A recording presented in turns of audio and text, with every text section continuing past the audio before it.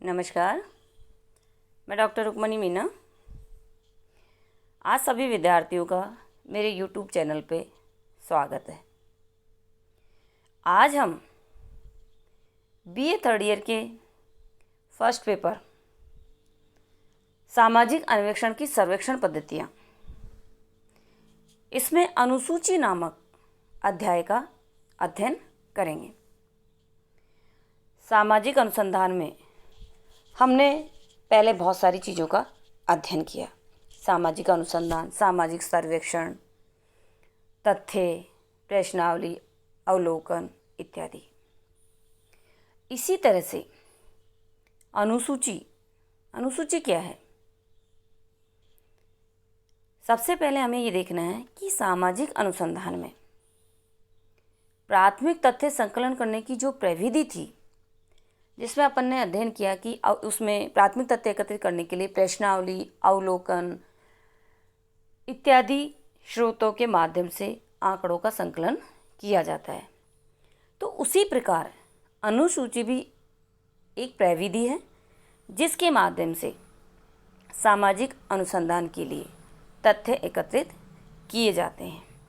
अनुसूची के अभाव में हम तथ्यों का संकलन नहीं कर सकते, क्योंकि ये सामाजिक अनुसंधान एवं सर्वेक्षण दोनों के लिए बहुत ही महत्वपूर्ण है, क्योंकि ये विषय से संबंधित वैध एवं विश्वसनीय तथ्यों का संकलन इसके माध्यम से किया जाता है। जैसे प्रश्नावली अनुसूची में पर्याप्त समानता है, फिर भी अनुसूची की अपनी एक विशेषता है। क्या होता है कि अनुसूची और प्रश्नावली अपन दोनों चीज़ों को देखते हैं तो लगभग समान सी लगती है, लेकिन अनुसूची में अनुसंधानकर्ता प्रश्नों की एक व्यवस्थित एवं वर्गीकृत सूची तैयार करता है और वो अध्ययन क्षेत्र में जाता है तो सूचनादाताओं से अपने प्रश्न पूछता है और उसको भरता जाता है। और कुछ जानकारी ऐसी होती है जिसको वो बिना पूछे अवलोकन के माध्यम से अपने अनुसूची में चिन्हित करते रहते हैं। तो यहाँ प्रश्नावली अनुसूची अपन समानता की बात करते हैं, लेकिन इसमें जो निजी इसकी विशेषता है वो ये है कि प्रश्नावली तो ऐसी है कि उसको एक बार अनुसूची बना के उत्तरदाता के पास भेज दी जाती है, लेकिन अनुसूची में उत्तरदाता के उत्तरों के साथ साथ अध्ययनकर्ता अवलोकन के माध्यम से भी सूचनाएं एकत्रित करता है। तो वास्तव में अनुसूची प्रश्नों की एक लिखित सूची होती है जिसे अनुसंधानकर्ता सूचनादाता से पूछता जाता है और भरता जाता है। अनुसूची को उत्तरदाता के पास डाक द्वारा नहीं भेजा जाता है। और जो प्रश्नावली में कोई दोष आते हैं उनको दूर करने के लिए अनुसूची विधि का प्रयोग किया जाता है। अनुसूची प्राथमिक तथ्यों का संकलन करने की एक विधि है जिसमें अवलोकन, साक्षात्कार तथा प्रश्नावली तीनों की ही विशेषता एवं गुणों का समन्वय है। अनुसूची के माध्यम से व्यक्तिगत मान्यताओं, सामाजिक अभिवृत्तियों, विश्वासों, विचारों, व्यवहारों, प्रतिमान, मूल्य, समूह व्यवहार, आदतों तथा जनगणना आदि से संबंधित तथ्यों का संकलन किया जाता है।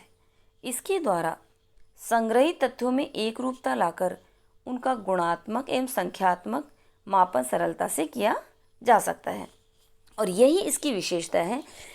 इसके कारण ही वर्तमान में सामाजिक सर्वेक्षण और अनुसंधान में अनुसूची का प्रयोग बहुतायत में हो रहा है, क्योंकि सूचना की सजातीयता यानी एक तरह की सूचनाएं के लिए आवश्यक है कि सभी क्षेत्रीय कार्यकर्ता समान प्रश्न पूछें एवं एक ही प्रकार की सूचनाएं संकलित करें, जिसके लिए अनुसूची एक प्रमुख उपकरण है।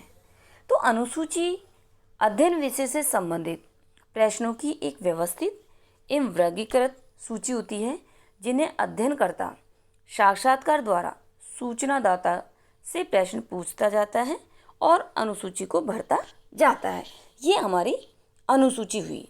क्योंकि अनुसूची के अभाव में अनुसंधान या सर्वेक्षण करना मुश्किल है। अब अपन ने यहाँ अनुसूची का अर्थ समझा। अब अपन ये देखते हैं कि अनुसूची की विशेषताएं क्या है, जिससे हम अनुसूची को और ज़्यादा अच्छे से समझ सकते हैं।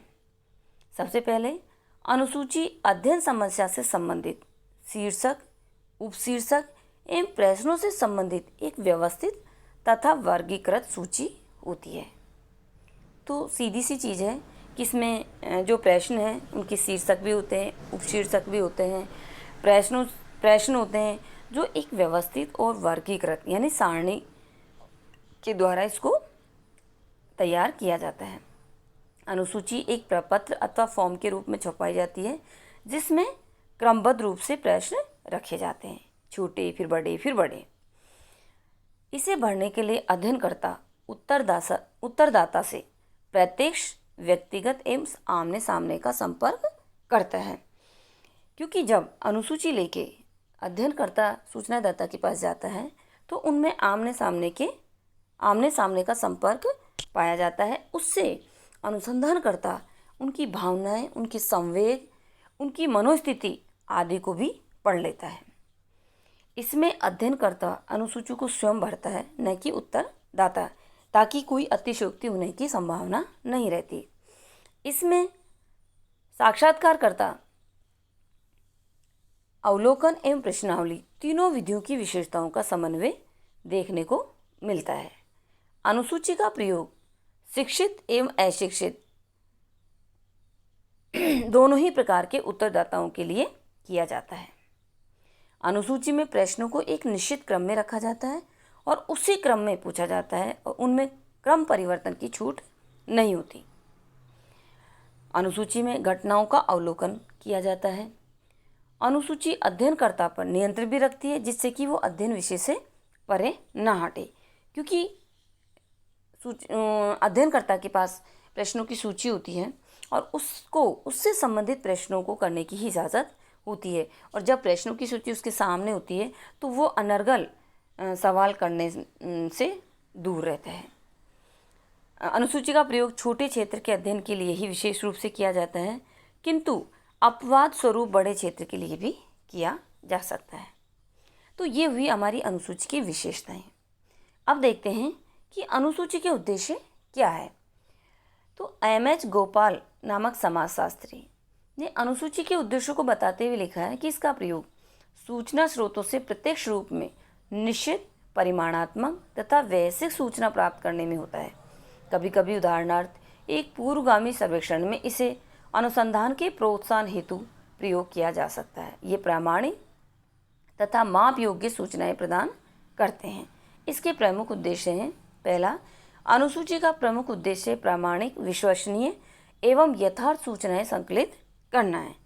तो अनुसंधानकर्ता का उद्देश्य क्या होता है कि वो जो सूचनाएं सही है उसमें किसी तरह की संवेग, भावनाओं से संबंधित चीज़ें उसमें सम्मिलित नहीं है, बल्कि वो विश्वसनीय होते हैं, यथार्थ होते हैं।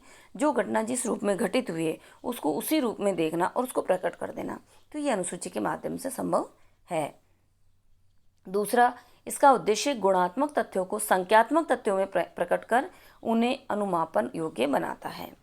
क्योंकि अपन जब देखते हैं कि अनुसंधानकर्ता जब अनुसंधानकर्ता जब उत्तरदाता से प्रश्न पूछता है तो वो कैसे होते हैं? गुणात्मक, लेकिन वो संख्यात्मक दृष्टि से उसको अनुसूची में प्रकट करता है। तो ये अनुसूची का उद्देश्य है कि वो गुणात्मक तथ्यों को संख्यात्मक तथ्यों में प्रकट कर सकता है अनुसूची के माध्यम से। अध्ययन समस्या के बारे में वैश्विक सूचना संकलित करना। वैश्विक से तात्पर्य वस्तुनिष्ठता, यानी जो घटना जिस रूप में घटित हुई है उसको उसी रूप में प्रकट करना, तो ये अनुसूची के माध्यम से संभव है। तथ्यों का एक व्यवस्थित क्रम में संकलन करना, स्थानीय क्षेत्रीय अध्ययन करना। अनुसूची में अध्ययनकर्ता की स्मरण शक्ति पर भरोसा नहीं किया जाता, क्योंकि उसकी भी एक सीमा होती है, वह कुछ तथ्य भूल सकता है। इसलिए इसमें प्रश्न लिखित में होते हैं जिन्हें हाथों हाथ सूचनादाता से पूछकर भरना होता है, और इसमें अनावश्यक तथ्यों के संकलन से बचा जा सकता है। तो ये है हमारी अनुसूची की विशेषताएं। तो अनुसूची से हमको ये समझना है कि अनुसूची क्या है। तो अनुसंधानकर्ता तथ्य संकलन करने के लिए, यानी प्राथमिक तथ्य संकलन करने के लिए जिन प्रविधियों को काम में लेता है, उनमें अनुसूची एक महत्वपूर्ण प्रविधि है, जिसके माध्यम से अनुसंधानकर्ता विश्वसनीय एवं यथार्थ तथ्यों का संकलन करता है और उससे अनुसंधान की विश्वसनीयता बढ़ जाती है। तो ये हमारी अनुसूची के अर्थ, विशेषताएं और उद्देश्य। अब हम अगले वीडियो में अनुसूची के प्रकार का अध्ययन करेंगे। धन्यवाद।